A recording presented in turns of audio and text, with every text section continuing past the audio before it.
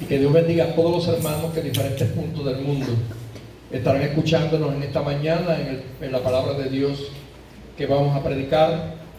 Voy a la tercera parte del mensaje que comencé hace 2 semanas atrás, bajo el tema "Es hora de convocar". Espero que pueda terminarlo en el día de hoy, concluirlo. Mientras comienzo, los niños pueden pasar por Lisaida allá a la planta baja, que tienen su clase con ella. Gloria al Señor. Y estamos ubicados en la Biblia, en el libro de Joel, el profeta Joel, y estamos en el capítulo 2, y hemos estado desglosando a partir del versículo 17 en adelante, que simplemente voy a dar lectura, puede quedarse sentado. Tocad trompeta en Sión, proclamad ayuno, convocad asamblea. Solamente se voy a tocar como referencia, porque quiero pues tener tiempo para entrar a esta segunda parte, o la tercera hoy, ¿verdad?, de este mensaje que a mí me ha edificado, que me ha hablado, porque como siempre digo, la palabra de Dios es como un manantial, que todos los días usted le saca algo nuevo, cada día te ayuda, cada día te edifica y cada día te fortalece. Entonces, en la primera parte que hemos estado hablando, hablamos de aquellas cosas que Dios le dio orden, que Dios le decía, el llamado, le llamamos la primera parte el llamado urgente, donde hablamos de estos 10 pasos: tocad la trompeta, proclamad ayuno, convocad asamblea, reunid al pueblo, santificad la reunión, juntad a los ancianos, congregad a los niños, los que maman, salga de su cámara el novio y de su tálamo la novia, y entre el altar y la entrada lloren los ministros de Jehová. Y estuvimos hablando la semana pasada hasta esa parte. Ahora vamos a la segunda parte, que es la respuesta divina. O sea, primeramente Dios hace un llamado, y ese llamado es urgente y generalizado, donde Él presenta exactamente a todos los grupos que componen su pueblo de cómo pueden venir a Él y de cómo deben venir ante Él. Y ahora, a partir del versículo que comenzamos a leer más adelante, el versículo 19, que está relacionado precisamente con lo que terminé diciendo la semana pasada en Segunda de Crónicas, capítulo 7, versículo 14, cuando dice: si se humillara mi pueblo, ya desglosamos eso.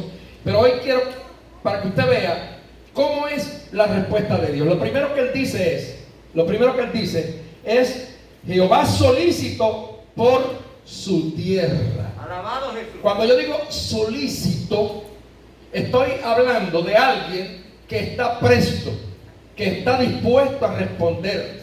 O sea, nuestro Dios no es un Dios inconsciente, ni es un Dios ausente. Él está dispuesto a responder inmediatamente cuando el pueblo responde a su llamado.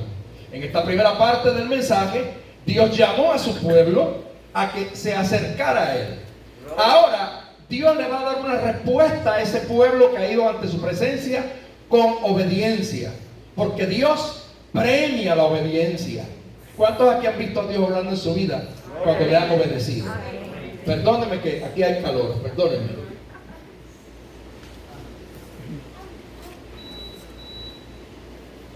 Alabanza. Amén. Entonces, ahora Jehová dice: solícito por su tierra, perdonará a su pueblo. La semana pasada yo le dije a ustedes que perdonar es difícil, pedir perdón es peor. Pero aquí vemos un Dios solícito, a un Dios dispuesto a perdonar. La Biblia nos dice: aunque tus pecados sean rojos como el carmesí, vendrán a ser blancos como la blanca lana. Y me usaba con el testimonio de un misionero que fue a África y que tuvo que ir a predicar a unas tribus, pero en ese lugar donde él fue no sabía lo que era el carmesí, que el carmesí es como una tinta que se hace de un insecto para pintar ropa. Entonces, como no sabía lo que era el carmesí y tampoco sabía lo que era la lana, porque en esa área no había ovejas, él dijo: ¿cómo se le explico que lo entiendan? Aleluya. Entonces él se inventó un versículo que no lo sacó del contexto, sino que lo que dijo más o menos es para que ellos comprendieran. Y le dijo a aquellos africanos: si sus pecados fueran rojos como la sangre, vendrán a ser blancos como la leche de coco. Aleluya. ¿Por qué? Porque la leche de coco es blanquita. Entonces, si él hablaba de lana y de carmesí, ellos decían, ¿qué dijo? Pero cuando le habló de sangre, de leche de coco, todos lo conocían. Así que ellos entendieron el mensaje, qué era lo que significaba. Nuestro Dios, mis queridos hermanos, está dispuesto a perdonar los pecados del hombre, no importa cuán grandes hayan sido. A veces hay controversias, porque alguien se convierte en el último momento de su vida y fue un matón, fue un pecador empedernido. Entonces hay mucha gente, aún cristiana, que quiere que se vaya al infierno. Y si esa persona, porque fue muy pecadora, al final Dios le dio la oportunidad, como pasó con aquel ladrón de la cruz, y se arrepiente de todo corazón, Dios lo salva. Porque Jehová es solícito. Él está dispuesto a perdonar, no importa cuán grandes sean los pecados del hombre. Para eso envió a Cristo al Calvario, para pagar el precio por los pecados del hombre, pequeños o grandes. Porque los pecados no se pueden categorizar, sino que los pecados son pecados y todo pecado separa al hombre de la presencia de Dios. Así es que a veces yo veo esto cuando uno le predica a un alma que se convierte en el último momento de su vida, y después uno como pastor le toca predicar en el velorio y dice, el Señor se lo llevó. Y hay gente que le pregunta, ¿usted cree que se salvó? O sea, a veces yo pregunto, ¿dónde está el corazón de los cristianos que a veces oramos tanto por la salvación de las almas y se nos olvida que Dios es un Dios de misericordia, que su bondad es desde el cielo hasta la tierra, y que a veces en el último momento Dios le da un chance para que se salvan y la gente todavía quiere mandarlo al infierno? ¿Verdad? Ahora, aquí vemos que el Dios de Israel es un Dios solícito, un Dios disponible, un Dios dispuesto a perdonar. Y Él dice, perdonará su pueblo, Él perdonará su pueblo. Gloria a Dios. Oiga, qué recompensa tan grande Dios nos da. Dios está dispuesto siempre y dirá a su pueblo. En la segunda parte dice, responderá a su pueblo. Lo primero que hace es perdonar. Y después dice, y responderá Jehová y dirá a su pueblo, he aquí yo os envío pan. Quiero hacer una corrección ahora a una palabra que se me escapó el domingo en el mensaje de la semana pasada, y fue que, como yo le dije a usted, yo tengo un poquito de problemas con mi cerebro y mi boca desde que yo tuve ese tiempo inconsciente, y aquí pienso y a veces la palabra que sale por aquí es otra. Y el domingo, cuando fui a decir que vamos, el caso que testifiqué de la misión de la señora que habló mal de los blancos en el carro, ¿se acuerdan?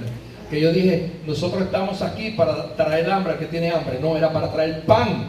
Y yo aquí dije pan y dije hambre por acá. Y muchos se quedaron mirándome y yo no me di cuenta ni por qué. Pero después, cuando yo escucho los mensajes en casa, dije, qué disparate dije. Pero no es por mi culpa, ustedes me disculpan, hermano, es que a veces pues estoy pensando una cosa aquí, por aquí me sale otra. Pero ya esa es parte de los eventos que han pasado en este cerebro, en esta vida, que más que bien estoy. Para gloria de Dios, porque después de haber estado un mes inconsciente y volver a la vida otra vez, pues más que bien estoy. Doy gloria a Dios por eso. Entonces, ahora Jehová le dice, yo te perdonaré, y no solamente eso, yo responderé a ti y le diré, yo os envío pan. Yo mientras estudiaba esta porción bíblica decía, qué bueno es Dios, ¿verdad? Que en estos días de la pandemia y en estos días en que Puerto Rico y el mundo han pasado por esta situación tan terrible, aquí, yo hablo de Puerto Rico, no hemos pasado hambre. Aquí ha habido abundancia de pan. Mire, las iglesias somos testigos de cuántos furgones de comida vinieron de los Estados Unidos. Y en diferentes iglesias se han repartido cajas con huevo, con carne, con leche, con cuanta cosa. Cosas que la gente ni come ni usa y a veces son tan mal agradecidos que hasta los botan. Sí, porque es verdad. Pues mire, Dios siempre se acuerda de la creación. Y la Biblia me dice a mí, mirad las aves del cielo, que ni siembran, ni ciegan, ni recogen en graneros, y Jehová las sustenta. Gloria a Dios. Y usted se pone a ver a veces una tortolita que está por ahí caminando, y lo que usted ve son piedras. Usted ve piedras nada más, y usted las ve que pican y pican y pican y tragan, y pican y tragan. ¿Pero qué comen? Pues usted se acerca, usted no ve arroz, usted no ve maíz, pero ellas están encontrando algo ahí. Algo hizo Dios que está ahí. Alguna piedrita tiene calcio, algo lo alimenta, y esa ave, si usted la mata, usted encuentra la, ¿cómo se llama? La molleja, llena de un montón de piedritas y de granitos, y dice, pero ¿qué eso le funciona? Bueno, Dios sabrá, pero ellos encuentran ahí sustento. Eso encuentran ellos ahí el sustento. Entonces, miraba yo un reportaje por Discovery de una serie de esos guacamayos, de esos pájaros hermosos, que hay una época en el año que se van a un lugar donde lo que hay es lodo, lodo nada más, y comienzan ellas con el pico a buscar, a sacar ese lodo para un lado, porque ahí debajo encuentran piedras de calcio. Y comienzan y se alimentan de calcio. Mirad las aves del cielo, que ni siembran ni ciegan, ni recogen granero, y Jehová las sustenta. ¿Cuánto más tú y yo, que valemos más que una avecilla? Así que Dios enviará pan a su pueblo. Y tú en este momento en que estamos viviendo con tantas preocupaciones, duerme tranquilo, duerme en paz. Dios se acordará de ti. ¿Sabe por qué? Porque Él te ha prometido: si tú te humillas ante mi presencia, si tú oras, si tú ayunas, si tú buscas mi rostro, yo abriré las puertas de los cielos y te enviaré pan. Amén. ¿Usted cree que fue fácil para Israel atravesar 40 años en el desierto? Y en un momento dado, cuando no tenían que comer, fueron a protestar donde Moisés. Y Moisés fue donde Jehová. Y Jehová le dijo que se levanten tempranito de la mañana, que van a haber pan. Y llovió un rocío por la noche. Y en la mañana había maná del cielo por las 4 esquinas. Aleluya. Y el pueblo comió y comió y comió tanto y tanto que se cansó de él. Y cuando se cansan del maná, protestan, porque ya no encuentran sabor en el maná. Oiga, porque el ser humano es tan mal agradecido que nunca está conforme con lo que Dios le da. Nunca. Yo dije esto hace un tiempo atrás en un mensaje: el que es negro quiere ser blanco. Y el que es blanco se va a la playa a quemarse con el sol porque quiere ser negro. Y el que es gordo pelea todo el tiempo, quiere ser flaco. Y el que está flaco se toma un montón de vitaminas porque quiere engordar. Y después que engorda está peleando consigo mismo porque entonces se encuentra mal. O sea, nunca estamos satisfechos. Es así. Tenemos un carro bueno, pero no estamos contentos con el carro bueno. Queremos uno mejor, aunque nos endeudemos. Entonces, hay una satisfacción en el ser humano que no entiende que Dios siempre te da a ti lo necesario. Que Dios siempre te da a ti lo que te hace falta. Digo el salmista: no me des de más. O fue David: no me des de más, no vaya a ser que te niegue. Ni me des de menos, no vaya a ser que te robe o te maldiga. Porque eso es así. Así que Dios siempre te da una medida buena, una medida exacta, lo que tú necesitas. ¿Cuántos le alaban a Él? Amén. Porque Dios nos ha dado todo lo que nosotros necesitamos. Gloria. Mire, yo tuve una experiencia dentro de las muchas misioneras de ir a un lugar en Haití que se llama Bonal, que Edgardo conoce, Marcarmín fue una vez, Candy fue, que es un desierto en Haití. Yo fui la primera vez en el año 1979. Y allí hay un pueblo que vivía en medio de aquel desierto donde, cuando yo salí de la capital de Haití, mi primer viaje, Luisito también fue. Hermanos, cuando yo salí era las 4 de la tarde de un día. De momento corrimos horas y horas y horas, y de repente ya no se ve una casa de cemento. Luego ya no se veían casas de madera. Luego ya no se veían casas de zinc. Y de repente entré en ese desierto donde yo solamente veía cactus y cactus y cactus y cactus. No había un árbol de mango, no había un árbol de china, no había nada de lo que yo conozco. Y ya en cierto momento lo que empiezo a ver que es polvo. Unas calles llenas de polvo blanco. Cactus por todas las esquinas y casitas de paja y de barro. Yo pensé: ¿a dónde vamos? Pero allá adentro, bien adentro, a muchas horas, porque eran como 15 o 20 horas de camino, llegábamos a ese sitio llamado Bonal, y había mucha, pero mucha gente. Cuando yo llegué allí por primera vez, que es mi experiencia, yo decía en mí: déjame pellizcarme, a ver si esto es verdad, o yo estoy soñando. Porque yo en mí, yo llegué a África. O sea, cuando yo vi aquello por primera vez, yo dije: estoy en África, porque es lo que estoy viendo. Lo que me faltaba era ver los elefantes. Pero yo me sentí en África. Cuando llego a aquel sitio, mis queridos hermanos, tanta gente, y yo pregunté: ¿y cómo viven? Porque no había una mata de plátano, porque no había un árbol frutal, pero ellos viven y están allí. ¿Sabe por qué? Porque antes de yo ir, había ido una misionera llamada la hermana de Beth, y aquella misionera había llevado el evangelio a ese lugar tan remoto del mundo, y allí se estaba levantando una obra, y los brujos habían comenzado a convertirse. Ese sitio llamado Bonal, años atrás, muchos años atrás, había sido un lugar bien fértil, donde había mucha abundancia, mucha comida. Pero ¿qué pasa? Con los años empezó a convertirse en un desierto. La maldición de la brujería, donde llega, destruye lo que hay, porque usted sabe que es verdad. Y aquel sitio comenzó a convertirse en un desierto terrible. Entonces, la gente allí, muchos empezaron a irse. Pero ¿qué pasa? Había un señor llamado Tebo.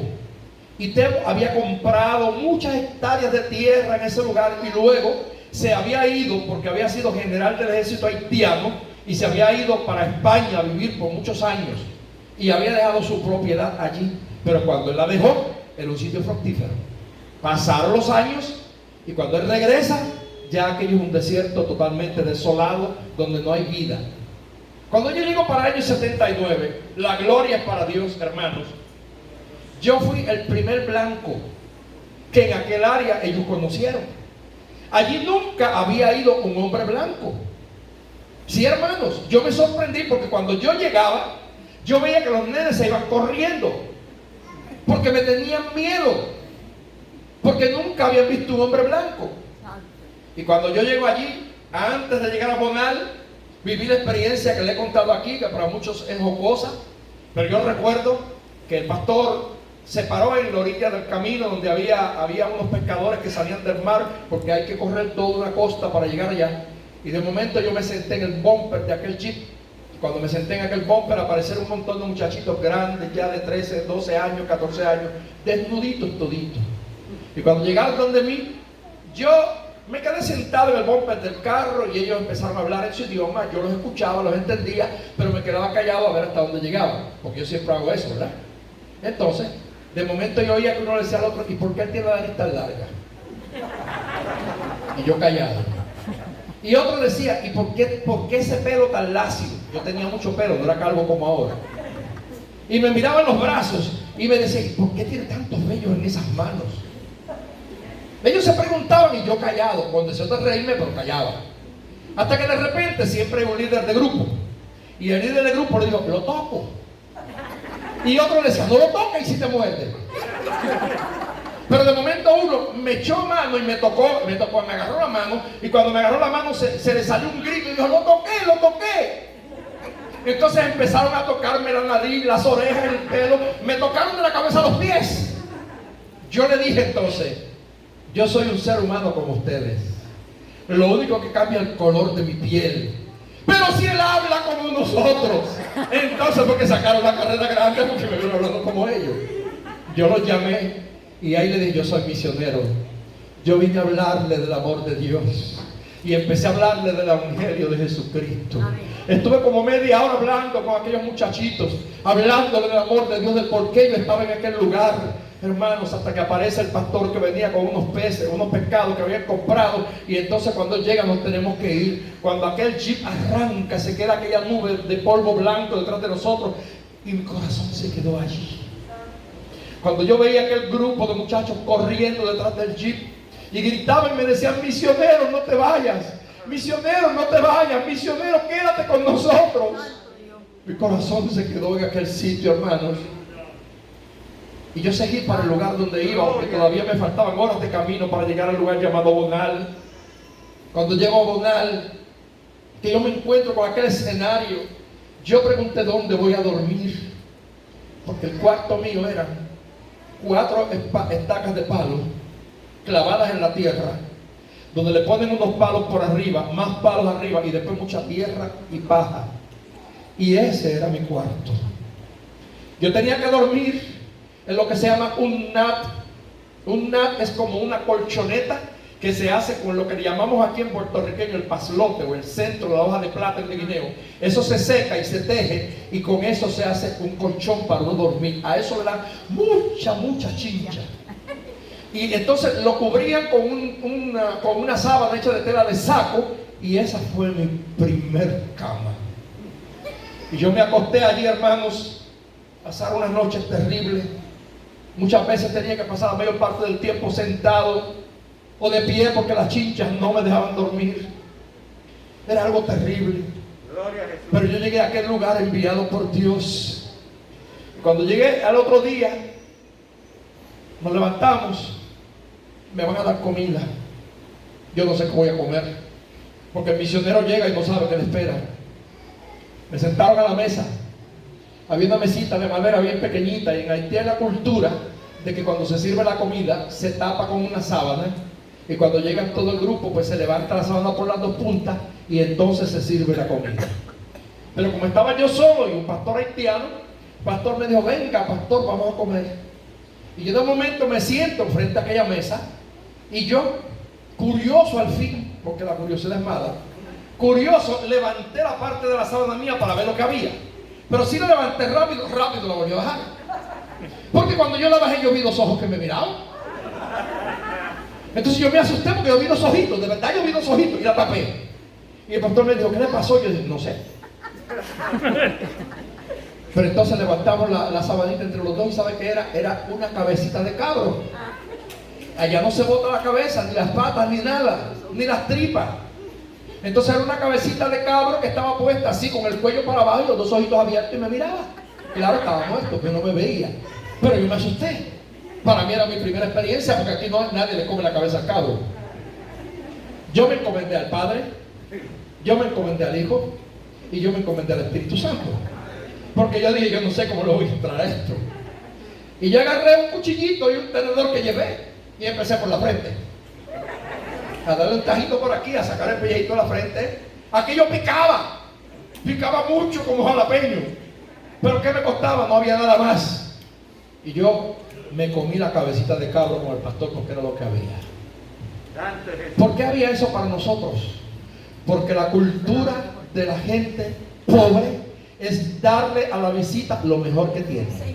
Ellos no tenían cabro para ellos comer, pero al saber que venía un misionero, se sacrificaron y buscaron un cabrito para sacrificarlo. Porque ellos que comían millo, una cosa que le llaman sorgo en otros países, y eso se siembra cada 3 meses.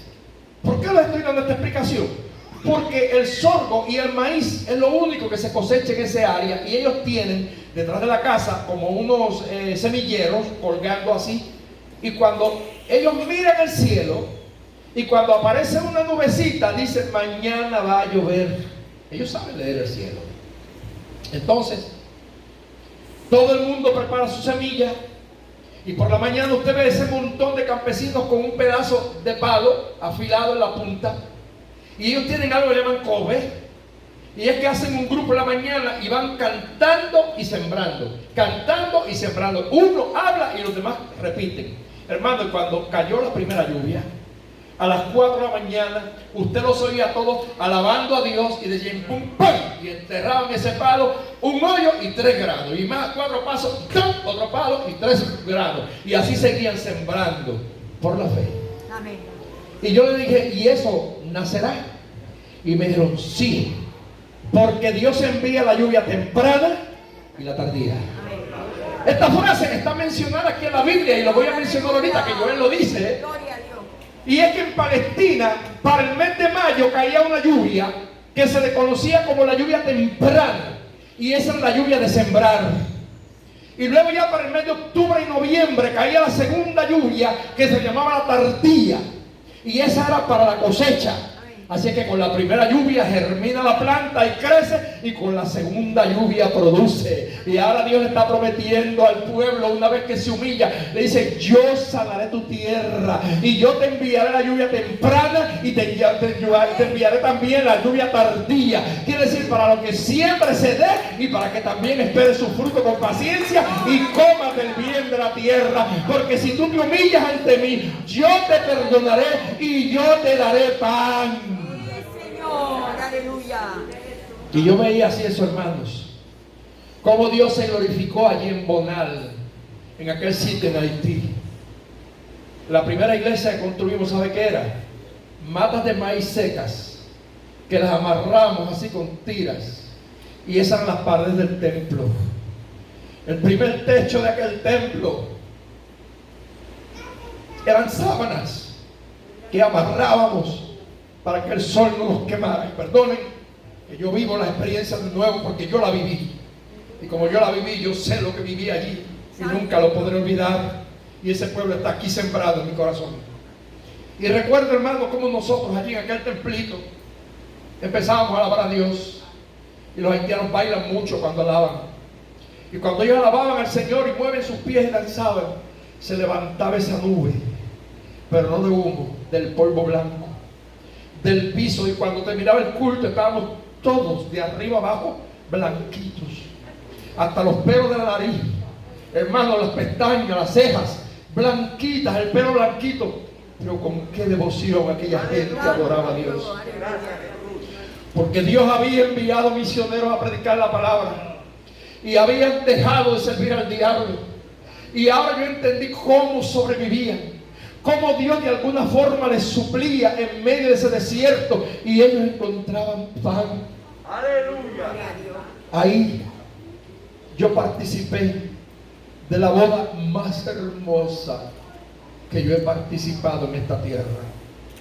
Mira que yo he ido a bodas. Mira que yo he casado durante los 45 años ya que voy a cumplir de ministerio más de 500 parejas. En Francia, o sea, en Martinica, San Martín, en Guadalupe, en Puerto Rico, en República Dominicana, en Estados Unidos, en Venezuela. ¿En cuántos sitios he casado gente? Y he estado en bodas hermosas. Pero aquella boda impactó mi vida. ¿Por qué? Porque en medio de aquella miseria, de aquel desierto, había una hermanita anciana. Ya tenía, digo anciana porque tenía 63 años y su esposo tenía 70 años. Habían procreado 13 hijos durante los años que estaban juntos, pero nunca se habían casado. Y ahora al conocer el Evangelio entendieron que para poder estar en orden ante Dios tenían que casarse para no vivir más en fornicación. Entonces el sueño de ellos era celebrar la boda. Pero ¿cómo? No había con qué celebrarla. Cuando llegamos allí hablaron conmigo porque ellos querían casarse. Oye, hermanos, yo fui a casarlos. Aquello a mí me impactó el alma porque nuestro templo, que le dije que eran de penca, o sea, de patas de maíz seco, ya para esta época de la boda lo habíamos comenzado a reconstruir. Por lo menos le teníamos el techo de zinc. Ellos vivían a unos metros bastante separados del templo, en una casita de barro y de paja. Cuando yo vi a aquella anciana, salió de su casa vestida con un trajecito verde y un velito verde que le cubría hasta arriba de los ojos, y venía con el ancianito agarrado de brazos, y los dos venían a lágrima viva. Venían llorando, pero llorando sin consuelo mientras desfilaban por aquel polvorín. Y detrás de ellos venían los 13 hijos a lágrima viva. Todos llorando porque para ellos era el logro de lo que tanto habían soñado. Que aquel día iban a ponerse a cuentas con Dios y que iban a arreglar sus cuentas para estar preparados para irse al cielo. Yo lloraba al ver aquellos ancianitos desfilando. Nos casamos en medio de aquel desierto. Se acabó la boda y cuando fuimos a la recepción, por eso esta boda marcó mi vida. Aquí la gente tira las puertas por las ventanas. Cuando hay boda la gente se embrolla, hace préstamos para darle una comida suculenta a la gente. Allí lo que había por entremés era un bomboncito de menta para cada persona, un bomboncito de menta para cada invitado. ¿Sabe qué había para brindar? No había vino, no había jugo de uva. ¿Sabe qué había? 4 tacitas con un traguito de café negro. Una tacita para el novio, una para la novia, una para el padrino y una para la madrina. Con 4 tacitas de café negro, ese era el brindis de la boda. No había bizcocho de boda. La misma ancianita que se iba a casar había hecho unos días antes unas galletitas de sirope de miel de caña. Y esas galletitas para cada invitado, una galletita para cada uno. ¿Y había refresco? No. Para los invitados solamente había un poquito de agua con azúcar. Un poquito de agua con azúcar, una galletita de melado y un bomboncito de menta. Bien, hermanos, no había otra cosa. Pero qué boda. Qué boda tan maravillosa. Alabado Jesús. No había lujos, pero había sinceridad. No había pompas ni galas. Lo que había era polvo y miseria y pobreza. Pero había un temor reverente ante el Dios del cielo, donde aquellos ancianos querían, después de tantos años, estar en paz con Dios y su palabra. Aleluya. Ya hoy ellos están en el cielo. Mucha de aquella gente murió. Viví mis experiencias hermosas en aquel sitio. Teníamos que ir a buscar el agua en una burra o en una yegua vieja, que era lo que había. Kilómetros y kilómetros de distancia a buscar el agua en unos calabazos. ¿Saben aquí lo que son calabazos? Es la higuera esa grande, la más grande, esa higuera.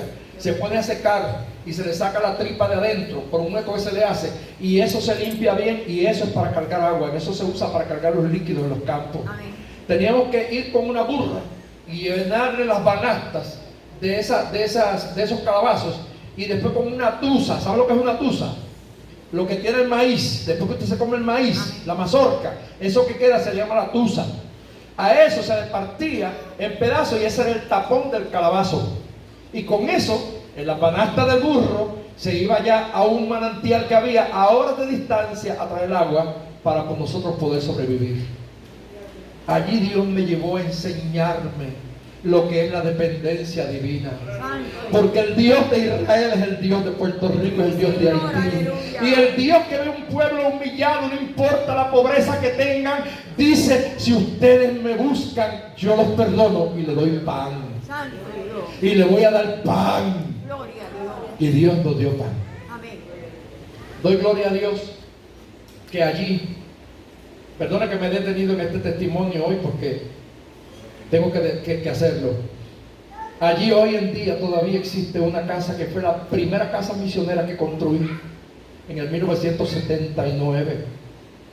Allí yo no he vuelto desde el 95, porque luego esa iglesia yo se la entregué a otra misión, porque no podíamos ya nosotros atenderla, y a otra misión de Estados Unidos que se encargó de ella. Pero allí le dejamos el templo, allí le dejamos la casa misionera. Allí se han hospedado gente de Canadá, de Francia, de Estados Unidos. Ahora han venido misioneros de todos sitios, aquel sitio, para gloria de Dios. Allí, para gloria del Señor, pude fundar la primera escuela que fundamos en Haití. Recuerdo cómo yo lloraba cuando después de regresar de uno de mis viajes a Puerto Rico, voy al sitio y encuentro ese montón de niños cantando una canción que ellos mismos habían compuesto. Y el himno tema que cantaban todas las mañanas antes de empezar las clases era: Señor, te damos gracias por el pastor Eliasín, porque desde lejos lo traíste para que nos enseñara a leer y escribir. Y con el pastor Juan Bautista, y empezaban ellos a cantar, y de verdad que es algo que te toca el corazón, porque sabes que ha sido un instrumento para ayudar a miles. Oiga, hermanos, allí Dios levantó aquella iglesia en medio de aquel desierto.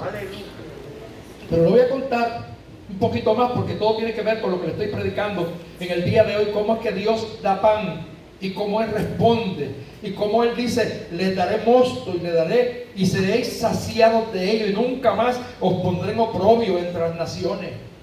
Aquel pueblo de Bonal era muy menospreciado por los barrios cercanos y por los pueblos cercanos, porque eran miserables, no tenían que comer. Y recuerdo que ya como en mi segundo viaje, una mañana, era un domingo, y estábamos en aquel templo, en el templito, todavía no tenemos ni sitio. Y de repente llegó un hombre que yo no lo conocía, y el pastor me dice: mire, él viene a hablar con usted. Y le dije: sí, caballero, ¿en qué lo puedo ayudar? Me dijo: mire, yo soy el administrador de una finca que va a haber aquí, dijo él, porque mi jefe era Tebo, el que le conté que era general del ejército haitiano que se había ido para España. Había comprado montones de hectáreas de tierra en el área, pero cuando regresó no servía la tierra, todo era seco, no podían sembrar y el hombre tenía problemas. Ahora su enviado me dice, mire, mi jefe vino y este hombre trajo unas maquinarias especiales de los Estados Unidos para tratar de hincar pozos y sacar agua de la tierra para sembrar en este lugar, hacer sistemas de riego. Pero no lo han logrado porque cada vez que brota agua, lo que brota es agua salada. Porque en ese área hay unas salinas y hay unas minas de sal. Entonces el agua salía salada y no podían sembrar. Entonces vienen y me traen el problema a mí. Y me dice el hombre, mi amo me envió para que usted ore por nosotros, a ver si Dios hace algo aquí y podemos sembrar. Y yo me vestí de fe. Y le dije a los que andaban allí, tómense de la mano, véngase al centro del círculo, dije al hombre. Y el hombre entró. Yo puse mis manos sobre él y comencé a orar. Y cuando comencé a orar, ese Dios que todavía habla, ese Dios que envía pan, ese Dios que sacia, ese Dios que está aquí en esta mañana, me habló a mí y me dijo, dile que mañana a las 6 de la mañana yo enviaré agua dulce y se saciarán. A mí como humano me vino una duda y yo tenía temor de decirlo porque yo decía, Señor, esto es serio, es comprometedor porque estoy dando fechas y estoy diciendo especificaciones y yo soy delicado con estas cosas. Y volvió el Señor y sacudió mi corazón y me dijo, ¿eres tú el que hablas o soy yo el que hablo? Y pues como eres tú, yo voy a citar lo que tú me dices. Y le posé la mano a aquel hombre y le dije, vaya al general del ejército ahora y dígale que así dice Jehová, el Dios de los ejércitos, mañana a las 6 de la mañana prendan los motores, porque Jehová enviará agua dulce que brotará del fondo de la tierra y sembrarán y cosecharán y verán pan, porque así lo dice el Señor. Aquel hombre se fue contento, salió de allí y se fue muy alegre. Para sorpresa de todo el barrio, el otro día a las 6 de la mañana, cuando prendieron aquellas máquinas, hermanos, comenzó a brotar un hilo de agua dulce del fondo de la tierra y comenzó a correr el agua dulce por aquel área. Aquel hombre construyó una piscina grandísima que era casi como este templo, una piscina grandísima en el lugar donde brotó el agua, la llenó de agua, le hizo canales a los 4 puntos cardinales, norte, sur, este, oeste, y empezó a regar la tierra. ¿Sabe qué hizo? Vino a nuestra iglesia y buscó a los hermanitos de nuestra congregación que eran todos pobres y que no tenían de qué comer y los empleó a todos para que fueran agricultores de su finca, y encontraron los hermanos de la iglesia trabajo y comenzaron a sembrar aquella tierra, hermano, y comenzó Dios a glorificarse en aquel lugar. Y cuando yo volví, regresé en uno de mis viajes, voy con un grupo. Por cierto, recuerdo que me acompañó el hermano Heredia, que perseveró aquí, y otros hermanos más. Cuando llegamos, que aquel hombre se enteró de que íbamos, dijo, prendan los motores que vienen los americanos. Vienen ahí los siervos de Dios. Prendieron los motores para que la piscina estuviera llena. Allí nos bañamos todo lo que queríamos, brincamos, saltamos de alegría. Nosotros, un grupo de misioneros con todos los varones del barrio, metidos allí brincando y saltando y dándole gloria a Dios, porque Jehová da agua todavía. El Dios de Israel en el desierto no ha muerto. El Dios que todavía convierte la peña en agua, en fuente de agua, todavía vive, gloria a Dios. El Dios, el que dio la humillación del pueblo, el que es propicio a su pueblo. Hermanos, había comenzado la tierra a producir. Yo no sabía ni qué hacer con lo que me regalaban, porque todas las mañanas aquel hombre me mandaba melones, me mandaba calabazas, me mandaba de cuánta cosa, plátanos, porque la tierra comenzó a producir en abundancia, hermanos. Pero este es un testimonio que yo siempre lo cuento porque a mí me impactó tanto, porque lo primero que ellos cosecharon fue una calabaza. Para los que nos ven en Venezuela, los que nos ven en otros países, una auyama, como se llama en República Dominicana. Y aquella calabaza fue algo descomunal.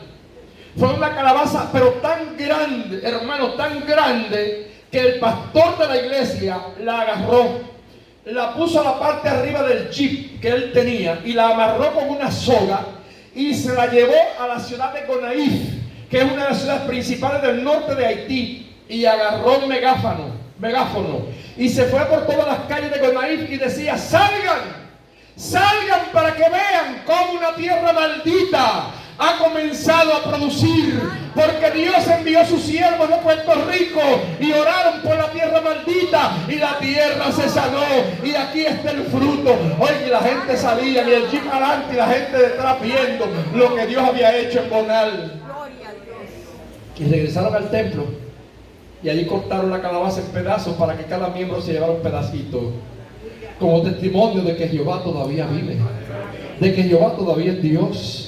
Él no se cambia, Él no se muda. Él es el mismo ayer, hoy, para siempre. Nuestro Dios es propicio. Es un Dios que está disponible. Es un Dios que cuando el pueblo ora, que cuando el pueblo se humilla. Mire, Dios manda a este pueblo de tal forma que en Jeremías le había dicho: por esto, vestidos de cilicio, endechad y aullad, porque la ira de Jehová no se ha apartado de vosotros. Y Jeremías 25:34 dice: aullad, pastores, y clamad, revolcaos en el polvo. Y le dice a los ricos: vengan ahora, vayan ahora, ricos, llorad y aullad por la misericordia que os ha venido, por la misericordia, o sea, por la miseria que vendrá. ¿Qué sucede, hermano? Que cuando el pueblo se aparta de Dios, se desata la ira, las calamidades empiezan, el hambre afecta a los países. Hoy en día hay muchos países que eran prósperos y están en hambruna. ¿Por qué están en hambruna? Busque para que usted vea. Le han dado la espalda a Dios. Le han dado la espalda al Señor. Porque usted cree que Haití no ha podido salir del atolladero donde se encuentra, porque en el 1803 hicieron un pacto con Satanás y le entregaron con un sacrificio de sangre, le entregaron a Haití al diablo, y hasta el día de hoy no han podido romper ese pacto, porque han habido presidentes que 200 años después de ese pacto quisieron renovarlo, y hoy en día ellos declararon, desde que vino el gobierno de Arístide, que la religión constitucional de Haití es el vodú. Antes había sido que el catolicismo, y lo quitaron y pusieron que era el vodú. Entonces la Biblia nos dice a nosotros: bienaventurada la nación cuyo Dios es Jehová. Pero cuando un pueblo le da la espalda a Dios, Dios los pone a aullar como perros. Dios le dice: aúllen como perros, griten, porque la miseria y el dolor que les viene es grande. Yo creo que hoy en día nuestro pueblo, Puerto Rico, Estados Unidos, el mundo entero, es hora de que comencemos a aullar, que comencemos a gritar y a pedirle a Dios: ten misericordia de nosotros, perdone este pueblo, para que entonces Jehová nos perdone y que Él salve la tierra. Yo doy gloria a mi Señor. En el 95 yo volví a Bonal después de años de no haber ido. Ya la iglesia no pertenecía a nosotros, se la hemos entregado a otra misión, pero yo quise ir a ver cómo estaba mi gente. Allí, cuando llegué, encontré que aquellos niñitos de la primera escuela que fundamos, ya uno de ellos era el pastor de la iglesia. Una de las niñitas era la tesorera de la junta de la iglesia. Y cuando él las veía, yo reconocía aquellas caritas: pero tú eres fulano así, ahora yo soy la tesorera, ahora yo soy el pastor, ahora yo soy el secretario de la iglesia, y mi alma se llenaba de alegría. No sé si le he contado a ustedes lo del árbol de caoba. Yo tenía, cuando fui allá, en mi Biblia, mantenía un souvenir de una iglesia que fui a un culto misionero, y nos habían dado como una bolsita así, una semillita de caoba, todo el mundo, como de recordatorio de esa actividad. Y yo por años andaba con aquella cosita dentro de mi Biblia, y cuando estaba allá en Bonal, en ese desierto, encontré aquella semillita un día, y yo tenía una piedra donde yo todas las mañanas me paraba en esa piedra, porque para cepillarme los dientes, como todo es polvo, si el agua chispoteaba, ¿verdad?, me ensuciaba. Pues yo me paraba en la piedrita y de ahí me cepillaba los dientes, me lavaba la cara y ahí botaba el agua. Y aquel día que encontré la semillita, vine y la sembré allí. La puse en el sitio donde yo siempre me cepillaba los dientes, me lavaba la cara y echaba el agua allí. Y allí la dejé, en aquel polvorín. Pero yo la dejé y se me olvidó. Y cuando yo voy en el 95, veo al lado del templo un árbol de caoba inmenso, así de grande. En medio de un desierto donde todo lo que hay son cactus, hay un árbol de caoba bien grande. Y cuando se acaba el culto, todos los hermanos allí se quedaban debajo del árbol refrescándose. Y yo llegué y le dije: oiga, pero qué bonito este árbol. Y él me dijo: ¿no lo conoce? Yo no. Y el pastor me dijo: este es el árbol de Eliasib. Y yo: ¿cómo que es el árbol de Eliasib? Pastor, ¿usted no se acuerda de la semilla de caoba que usted sembró aquí? Sí, me acuerdo. Esta es. Mire cómo nació y ahora nos da sombra aquí en la puerta del templo. Oiga, qué grande el Dios que yo le sirvo, que tú le sirves. Dios marca, Dios deja testimonios vivos para que el pueblo sepa que todavía Jehová es Dios. que todavía Dios no cambia, que no se muda, que sus verdades y sus bondades permanecen para siempre. Amén, aleluya. Así es que, hermanos, fíjense cómo Dios le habla al pueblo. Responderá y dará a su pueblo pan, mosto. El mosto es un zumo exprimido de la uva antes que se fermente, antes que se haga vino, como si fuera virgen, extra virgen. Y Dios le dice: yo le voy a dar para que ustedes beban. Y le dice: y no solamente se lo voy a dar aceite. El aceite es bien indispensable en todo. Tan así que es símbolo de la unción del Espíritu Santo. Que a los profetas, a los reyes y sacerdotes se les ungía con aceite para separarlos. Y que ahorita en la oración, en la lectura que dio Dilo, dijo claramente que si alguno está enfermo, llame a los ancianos y lo unjan con aceite. La oración de fe sanará al enfermo. Entonces Dios le dice a ellos: si ustedes se humillan ante mi presencia, le daré pan, le daré mosto, le daré aceite y seréis saciados. O sea que Dios le va a dar en abundancia, no mezquinamente. A veces yo, Eliacín Torres, digo que mucho Dios me ha dado. ¿Sí? ¿A cuántos Dios le ha dado mucho aquí? Amén. Sí, porque yo me acuerdo de aquel muchacho que yo era, un muchacho pobre, flaco, siempre enfermo. Sí, porque yo hasta los 20 años yo padecí un padecimiento estomacal que yo siempre testifico que yo me crié comiendo arroz blanco y huevo frito. Porque a mí las ensaladas no me gustaban, porque a mí la leche me daba cólicos, porque a mí la carne me caía mal. Yo siempre tenía problemas estomacales, que cuando Dios me llamó a mí para ir para Haití como misionero y le dije a mami que Dios me mandó para Haití, mami comenzó a llorar y me dijo: muchacho, si yo toda la vida he estado buscándote a ti el gusto y mira, tú estás que pareces un esqueleto. Me dijo: cuando llegues a Haití te van a dar sopas de mariposa y sopas de lagartijo y te vas a morir. Y te van a traer un ataúd a Puerto Rico, me dijo mi mamá. Y yo: bueno, si Dios me envía, me va a traer vivo. Oiga, qué bueno es Dios. Y Dios es un milagro en mí. He comido cosas que dice, porque aquí no ustedes ven este viejo. Yo he comido caballo, sabroso el bistec de caballo, con pan, a las 11 de la noche, habichuela colorada, en Martinica. Yo he comido capibara, que es lo que llaman chihuire, que aquí no lo conocen, pero es como si fuera como un guimo gigante. El bistec de eso, excelente, buenísimo. He comido iguana, de esa carne por ahí de palo, buenísima, buenísima. La he comido también con leche de coco. Sí, hermano, sí, yo he comido piraña, que usted sabe que es un pez que come gente y come de todo. Pues yo las he pescado en el río frente a mi casa en Venezuela y me las como, y sabrosas que son, buenas que son. He comido caimán. Caimán, sí. Mire, frito sabe a pescado, guisado sabe a calado. Así que de todas formas me lo como. Gloria a Dios. Y por ahí, hasta eso que se llama armadillo he comido, que es lo que se enrosca. Que eso, claro, le conté a ustedes, ¿verdad? Que no lo como más. Porque lo comí una vez y después encontré un montón de huecos alrededor del cementerio y al lado de mi casa. Y me dijeron que ellos se comían, que los cadáveres después los enterraban. Y yo dije: pues yo nunca más eso comeré, porque ¿sabes de cuántos muertos me comí allí? O sea, que usted no tiene idea. Entonces, una persona que se crió tan débil estomacalmente y físicamente se hubiera muerto si Dios no me hubiera llamado. Pero como yo tengo un llamado del cielo y Dios me envió, pues yo respondo a lo que Él me llamó. Entonces, en el día de hoy, yo quiero que usted sepa que Dios es un Dios, hermano, que en todo momento te bendice, que te den abundancia. La última parte, Sara, ya estamos en los 45 ya.